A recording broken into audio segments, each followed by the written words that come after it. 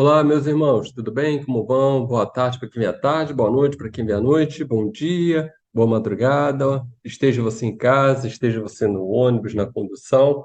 Então, vamos começar mais uma transmissão para a nossa querida ABBM, né? Trabalhar mais uma palestra gravada para o YouTube, para que todos possam assistir e, quem sabe, nós podemos ajudar um pouquinho mais. Bom, vamos começar com a leitura de um livro, e o escolhido foi Vinha de Luz. Não, não vai que deixar ali. Vinha de Luz. Então, psicografia de Francisco Xavier pelo Espírito Emmanuel. Item 54. Fariseus. Fariseus, acautelai-vos primeiramente do fermento dos fariseus. Jesus, Lucas capítulo 12, versículo 1. Fariseu ainda é todo homem presunçoso, dogmático, exclusivo, pretensioso e privilegiado de forças divinas. O orgulho, descendente dos doutores de Jerusalém, ainda vive. Atravessa todas as organizações humanas, respira em todos os tempos terrestres, nada aprecia senão pelo prisma do orgulho pessoal. Jamais comparece ante a bênção do Senhor na condição de alguém que se converteu no instrumento de seus amorosos desígnios. Mas como crente orgulhoso, cheio de propósitos individualistas, declarando-se detetor de considerações especiais. Os aprendizes fiéis necessitam cautelar-vos de contra o levedo de tais fermentos do espírito. Toda ideia opera fomentações mentais. Certamente que o mestre não determinou a morte dos fariseus, mas recomendou cautela em se tratando das influências deles. Exigências farisaicas continuam perigosas, moléstias da alma. Urge auxiliar o doente e extinguir a enfermidade. Todavia, não conseguiremos a realização provocando tumultos, e sim usando a cautela na antiga recomendação de vigilância. Então, vamos agora levar nosso pensamento a Deus, não é? Pai de amor e bondade, agradecidos estamos a essa oportunidade bendita de mais uma vez podermos falar dessa tua doutrina, do Evangelho, das considerações do nosso estudo, e no caso de hoje, a Gênese. E que esse conhecimento seja muito proveitoso, esclarecedor, de forma simples e objetiva para os nossos irmãos que estão nos assistindo, aonde o conhecimento chegue de forma igual para todos. Deus nos abençoe e ilumine, agora e sempre, que assim seja, graças a Deus. Bom, para a nossa proposta de hoje, nos foi lançado o desafio da Gênese, né? Mas, para ser preciso, é da, o caráter da doutrina espírita. E aí, nós vamos ver que esse item, que vai do item 13 ao item 18, só um minutinho, isso, do item 13 ao item 18, é que estava aberto aqui, coisas de internet, apagou. Só um segundinho. Caráter da revelação espírita. E aí, esse nosso estudo, ele vem falar do item 13 ao 18, como eu falei. É o capítulo 1 da Gênese, que é o caráter da revelação espírita. E aí, é muito interessante esse capítulo, porque nós vamos ver que esse caráter de revelação espírita vem nos propor revelar. Bom,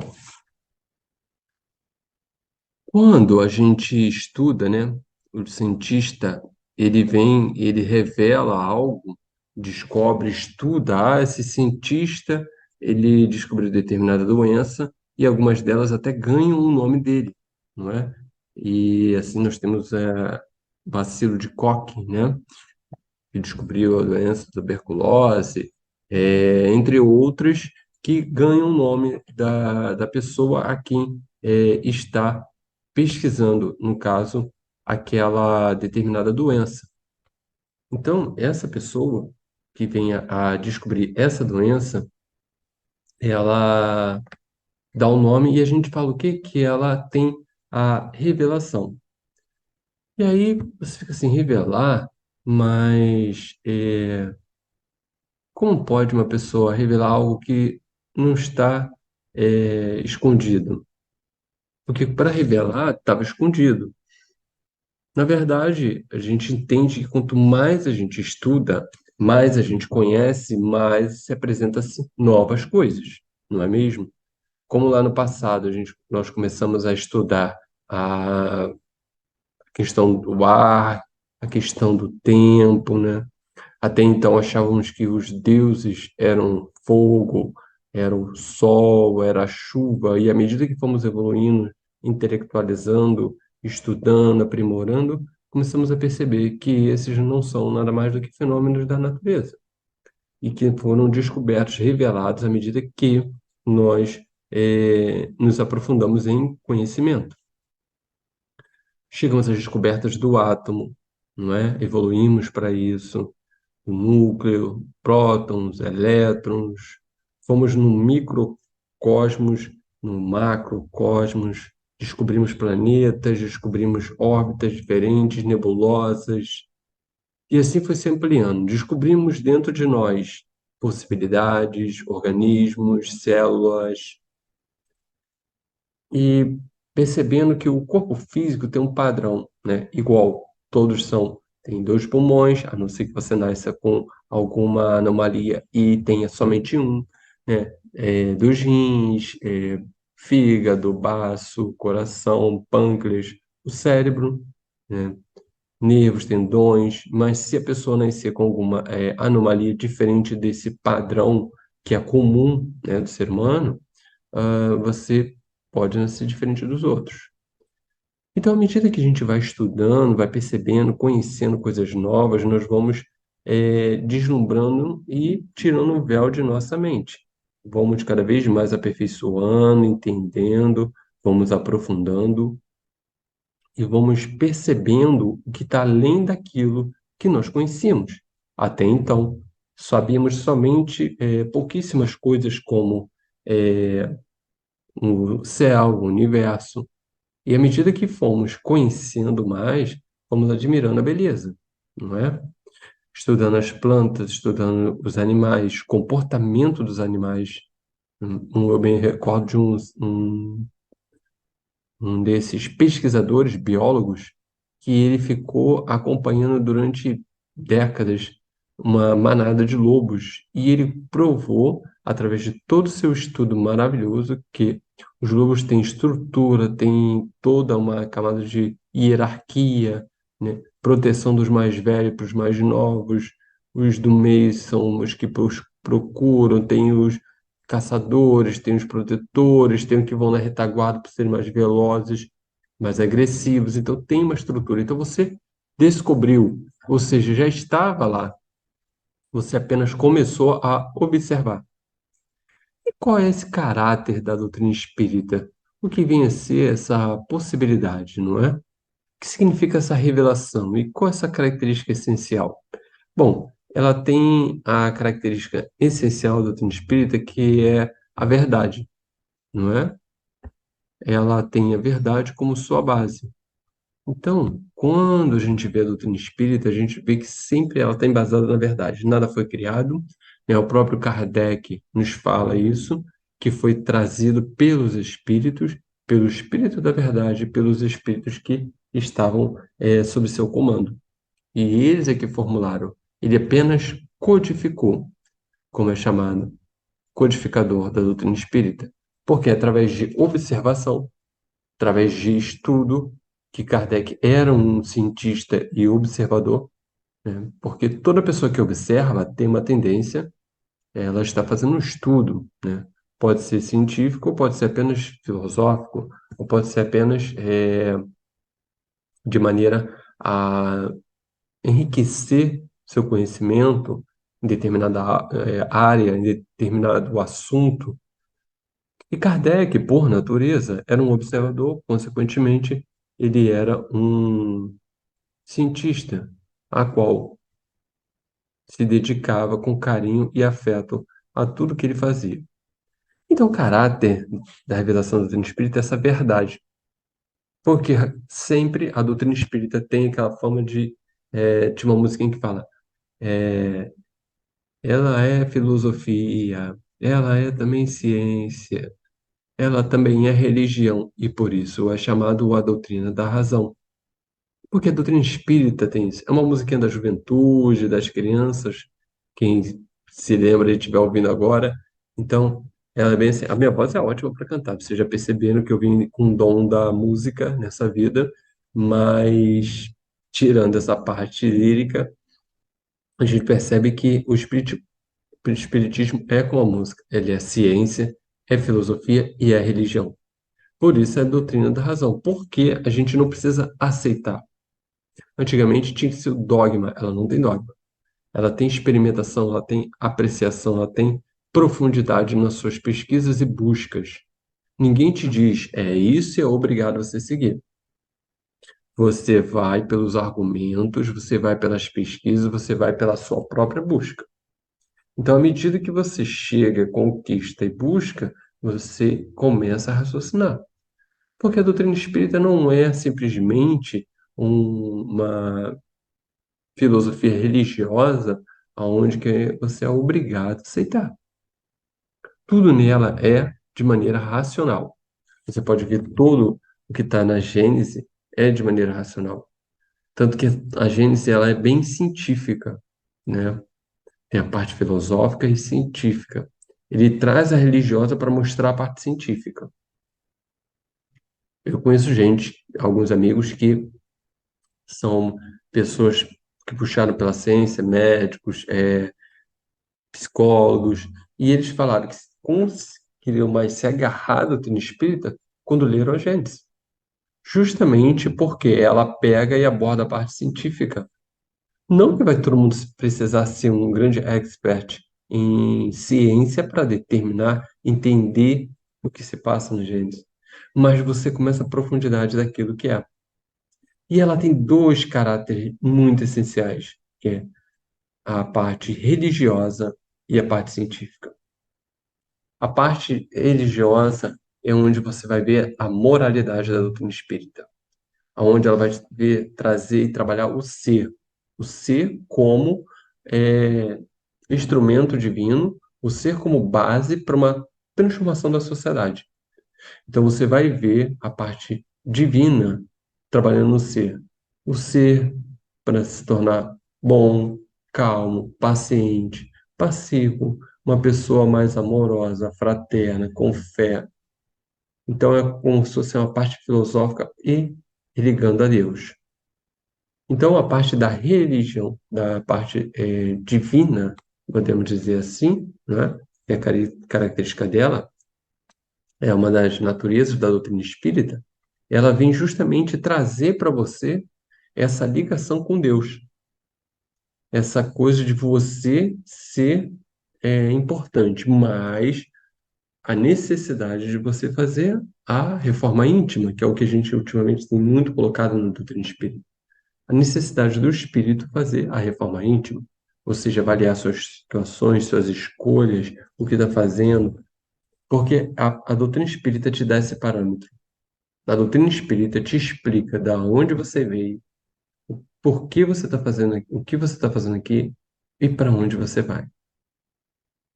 Você com ela, estudando, se aprofundando e entendendo, você começa a vivenciar a doutrina espírita. Porque nesse ponto divino, ele é muito interessante. Ela é para despertar o ser de quem ele é. Esses dias estávamos até conversando sobre uma obra de Francisco Canto Xavier, ditada pelo Espírito Emmanuel, em que ele falava que nós prometíamos muita coisa no plano espiritual e quando a gente voltava ao plano físico, esquecíamos a metade, deixávamos para lá e éramos influenciados por nossas próprias fraquezas. Então, para que nós não pudéssemos cair de novo, ele vem, através da orientação de Francisco Canto Xavier, dita o livro Pensamento e Vida, onde alguns mais entendidos, mais estudiosos, dizem que esse livro de cabeceira para você antes de dormir, ler um capítulo, meditar sobre ele, reflexionar e dormir, acordar, ler um outro capítulo, meditar, reflexionar e trabalhar e seguir sua rotina de vida, porque a parte divina é justamente te aproximar da sua essência que é espiritual, da sua essência que é um ser imortal, da sua essência que é um ser de luz, uma centelha divina, como os espíritos falam para Kardec. Então, nada mais é do que trazer para você o que você é, uma alma imortal, né, que tudo que você faz tem toda causa que você tem vai ter um efeito, tudo que você faz tem uma responsabilidade sobre isso, a comunicação com o mundo dos mortos. Então, todas essas bases da doutrina espírita são normais, né? E a parte científica, porque ela tem essa dupla natureza, caráter divino, caráter científico. O científico prova, através de estudos da ciência, tudo aquilo que a gente fala. Tanto que Kardec falava, vamos estudar, vamos perceber a natureza da alma através da ciência. Uma vez Emmanuel fala que, para Chico, se eu não me engano, em que fala, Chico, se um dia eu ficar diferente, ou escrito alguma coisa diferente do que a ciência, fique com a ciência. Porque se eu falei uma verdade e ainda não pode ser compreendida, uma hora ela vai ser. Mas se eu falei uma coisa equivocada, isso vai distorcer tudo. Então fique com a ciência no momento. Fique com ela para que você possa ter bases. Porque uma hora ela vai mudar, porque ela vai se aprofundar, porque ela vai se observar, que ela vai chegar a conclusões de que aquilo era certo. E a gente ter visto isso. Agora, há pouco tempo, nós estudávamos que numa faculdade, se não me engano, no Fundão, no Rio de Janeiro, professores, biólogos, enfim, psicólogos, estavam estudando para saber o efeito que é da oração, o efeito que a pessoa tem quando ela faz oração, né? Que ela ora, que ela concentra sua força, que ela medita, que ela confia, que ela se esforça. Então eles começaram a perceber que toda pessoa que tinha pensamento positivo, que a pessoa tinha fé no que estava acontecendo, o resultado aos medicamentos eram surpreendentes rápidos, positivos. A pessoa tinha rápido um retorno. Porém, contudo, todavia, toda pessoa negativa para baixo, que tinha pensamentos suicidas, derrotistas, que não ia dar certo, acontecia do tratamento ser demorado, ineficaz, ineficiente, às vezes nem adiantava. Era melhor até trocar por outra medicação. Uma mesma medicação que dava para outra. Então a ciência começa a provar que há algo a mais, além daquilo que ele acredita. Pessoas, médico que não acreditava nada disso, cientista, neurológico, cirurgião que operava o cérebro. E uma vez, entre coma e ao retornar 15, 20 dias depois, se diz espírita, porque viu tudo o que aconteceu com ele. Os dias que tiraram, deram banho nele, no corpo dele, prepararam ele, levaram para cirurgia, desceram, ficou em observação. O médico tal foi lá conversar com ele, em coma, que era seu amigo. Lhe trouxe palavras de aconchego, de carinho que refrigeraram seu corpo e lhe deram mais força. Contou que viu as enfermarias, contou que viu todo o trabalho por detrás daquilo. E quando mesmo sai do coma, 20, mais ou menos 20 dias, traz toda essa recordação dessa vivência. Então era interessante para mim, para nós, que uma pessoa, teoricamente, não científica, não médico, não especialista, contasse isso e ela estaria vislumbrando. Mas vindo de um médico cético, que não acredita em nada, não me recordo se ele era ateu, e quando de repente o mesmo em coma retorna afirmando ser espírita porque conheceu o outro lado, é interessante. Contando fatos que ocorreram de verdade com ele, assim que estava em coma. A ciência estudou também uma senhora, que até saiu um filme, Minha Vida e Outras Vidas, em que ela relatava ter nascido em outro país e ter seus filhos ainda estavam vivos, que ela morreu jovem por causa de um parto e seus filhos ainda estavam vivos. E aí começa a se procurar, descobre-se que os lugares que ela sonhava eram na Irlanda, vai viajar para a Irlanda, põe uma série com o marido, ela é americana, e chega lá, aquela busca. Quando quase vê um senhorzinho, descobre que aquele senhor era seu filho, então vai ali, encontra, reúne os filhos, todos já eram pessoas de idade, 70, 80 anos, e descobre que eles se separaram após a mãe morrer. Foram para orfanatos, abrigos, o pai foi preso, e ela estava naquela missão de reunir os filhos mais uma vez. E isso acontece de fato. Ela reúne todos eles, termina-se em paz, e a família está reunida. E ela vê eles como filhos porque só ela sabia de segredos que a mãe deveria saber. Os mesmos ficam assustados. Como pode ela ter tanta convicção, tanta detalhes de nossa mãe morta há 50, 60 anos atrás, se nunca contamos para ninguém? Detalhes comigo que só eu sabia. O outro diz que detalhes comigo que só entre eu e ela. Então, é uma demonstração científica das coisas. Alexander Akasakov era um grande estudioso e foi para determinado local, na Inglaterra, se não me engano, para desvendar o mistério das aparições mediúnicas, pois católico dedicado e ferrenho dizia que isso era coisa do mal, que era criação, que era mentira, e chega lá estudando, o espírito de Kate percebe que é médium de efeitos físicos, doava plasma, ectoplasma, para aquela irmã, aonde que ela conseguia ser plasmada. Podia ser verificada a pressão, poderia ser verificada a temperatura, que eram diferentes da médium, que ao mesmo tempo era verificado. Vinha ter temperaturas diferentes, pressões diferentes, ou seja, corpos diferentes. Então ele chegou à conclusão,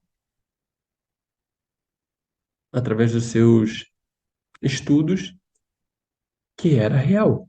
E dali em diante se tornou espírita. Também é uma outra pessoa em que o espiritismo influenciou esse cientista. Então, cada vez mais a ciência prova o que nós já sabemos. A imortalidade da alma não é só essa vida, temos outras. Nós estamos aqui de passagem. Isso aqui é apenas. Nós estamos aqui de passagem, desculpa. Não estamos aqui a passeio. Estamos de passagem. Viemos, evoluímos, entendemos o processo, seguimos nos depurando, auxiliando Cristo no trabalho. Então, o caráter da revelação é justamente essa característica. Qual é a característica do Espiritismo? Trazer verdade de maneira raciocinada, não de maneira positiva, colocada. Aceita que é isso, não me questione. Não, todos somos livres. Com o nosso pensamento, nossa idealização, nossas ideias, o que que a gente acha que é certo, o que que é errado, né? À medida que vamos nos aprofundando no conhecimento, vamos vendo que um outro mais coloca de maneira mais sutil, mais objetiva, mais simples, o outro um pouco mais rebuscado, mas ela nos dá essa flexibilidade. Ela é flexível em vez de inflexível. Suas diretrizes não mudam, são fixas e firmes. Tanto que somos embasados, né, nos 5 princípios: comunicação com os mortos, imortalidade da alma, lei de causa e efeito, reencarnação, Deus, lei de coisa não, lei de causa e efeito está dentro da reencarnação.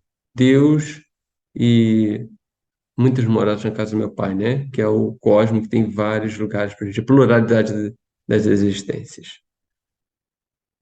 Então é isso. Tudo na doutrina espírita ela tem explicação. Tudo. Não existe o sobrenatural. Não existe o não explicado. Não está a doutrina espírita para se saber acima da lei. Alguns irmãos ainda se acham que são espíritas que têm toda a redenção na mão deles, que como espíritas têm agora o direito de mandar na sociedade que todos se tornem espíritas. Isso também não é verdade. Também não é real. Porque nós sabemos muito bem que a doutrina espírita, os espíritos respondiam para Kardec que o futuro das religiões não era o espiritismo, mas as suas ideias seriam o futuro delas.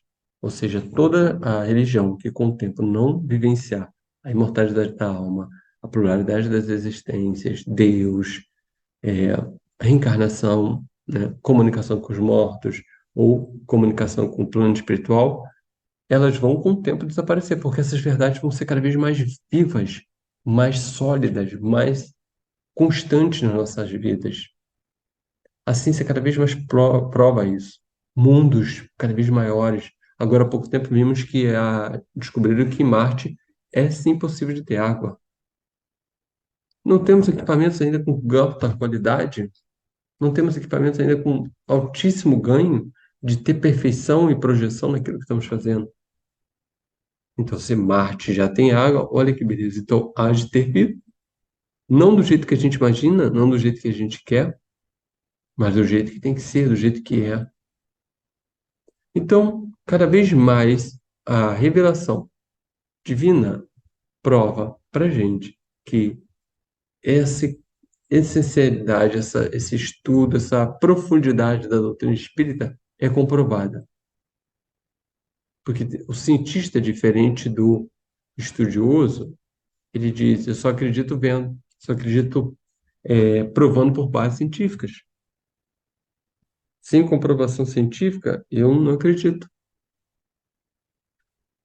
Só da sua boca para fora, da sua crença. Mas nós temos a base científica. Só que o meio científico ainda não aceita. O todo do meio científico não aceita. Muitos outros já começam a reconhecer, individuais. Mas o todo não reconhece. Então, a doutrina espírita é a única que pode encarar com a sua verdade todos os momentos e todos os tempos, por causa da verdade, do espírito da verdade, por ela ser consolador prometido. Porque o Consolador Prometido não é renovação, não é? Mas é o descortinar desse preparo, dessa ciência. Então, cada vez mais, estamos juntos, trabalhando, seguindo, entendendo todo o processo de vida, todo o processo que nos aguarda, né? Porque a gente sabe que é possível concluir todo estudo, é possível se aprimorar, é possível você entender, raciocinar. Você não pode impor, você não pode deixar para que o outro escolha. Você não pode querer impor. Tem que trazer os argumentos, tem que trazer com muita calma, coerência, carinho e amor, para que o outro entenda com a paciência, com a generosidade, tudo o que é necessário para a sua evolução. Por isso que a revelação, ela nos traz isso, um descortinar. A pessoa que entende a doutrina espírita, que ela estuda, que ela se aprimora, que ela se aprofunda, ela percebe que cada vez mais a vida dela muda. Se ela não mudou, é porque ela só está aprendendo da boca para fora. É necessário que aprendamos com todos os argumentos, com tudo que os espíritos nos trazem, mas é necessário que também vivenciemos nossa transformação. Não adianta dizer que tem 10, 20, 30 anos de espiritismo, pegar o livro, saber de cor, sem não seguir o nosso irmão Paulo de Tarso, que nos disse: o que adianta se eu falasse a língua dos anjos, se eu dissesse tudo do universo, se eu conhecesse todas as forças celestiais, se não praticasse a caridade, de nada adiantaria. Então é necessário ouvir, observar e praticar. Praticar conosco, na nossa transformação, na nossa essência. Entendermos que somos seres imortais, seres prontos para dar o próximo passo. Porque não tem como você observar e não absorver, e não modificar. Se ainda você não se modificou, se não se despertou em querer ser, fazer diferente, talvez você ainda não esteja se aprofundando, talvez você não está buscando a essência, talvez você ainda não está sendo eficiente naquilo que está buscando. Calma, é muita coisa. Como diz os espíritos, para Kardec, quando ele pergunta como vai se reconhecer o verdadeiro espírita, e a gente até modifica, como vai se conhecer o verdadeiro cristão, aquele que faz esforço para domar as suas más tendências. Então, cada vez mais, vamos aprendendo, entendendo, conhecendo nossos passos, por que viemos aqui, por que estamos aqui, que não estamos a passeio, que não estamos a ver navios, não viemos aqui só para isso. Viemos para entender, para estudar, porque os fenômenos da natureza são todos explicáveis. Explicáveis pelos átomos, pelos movimentos. Cientistas maravilhosos como Albert Einstein, Isaac Newton, dentre outros, como da atualidade, percebem e descobrem cada vez mais a aproximação para o plano espiritual. E assim nós vamos entendendo o motivo da nossa origem aqui, o que nós estamos, o que nós estamos fazendo. Na doutrina espírita, o caráter da revelação nos proporciona essa possibilidade, esse carinho, essa chance de que você possa fazer diferente. E assim, nessa luta, nessa busca, vamos observando o tempo, observando a nós, o movimento, as pessoas. Observando que nós estamos melhorando, evoluindo, caminhando, sendo diferente, fazendo diferente, agindo diferente. A revelação é para despertar almas, espíritos para sua essência, que é divina. Somos centelhas divinas. Temos de Deus dentro de nós atributos. Não somos deuses, somos co-criadores. Não vamos ultrapassar o Pai. Como os Espíritos dizem que a nossa distância, que o Pai é único, mas vamos nos tornar melhores, bondosos, justos, fraternos, amáveis. Vamos observar que o universo, os espíritos conspiram a nosso favor. A bondade celestial rumo à transformação do universo, do planeta, do ser. Cada vez mais cientistas, biólogos, neurocientistas, todos numa única pensamento: chegar à eternidade. E como disse uma vez um cientista, que eu não me recordo de quem é essa frase, uns dizem que é de Einstein, outros dizem que é de outros cientistas, que cada vez mais que a gente aprende, mais entende, mais se aproximamos da realidade de quem é Deus, ou que é Deus, como diz Kardec. Estudemos, aprendemos, vamos juntos nessa transformação. E assim, tornando seres melhores, através do caráter da doutrina espírita, através dessa revelação divina, através desse conhecimento científico, para cada vez mais nos tornarmos almas melhores, espíritos bondosos, seres de luz.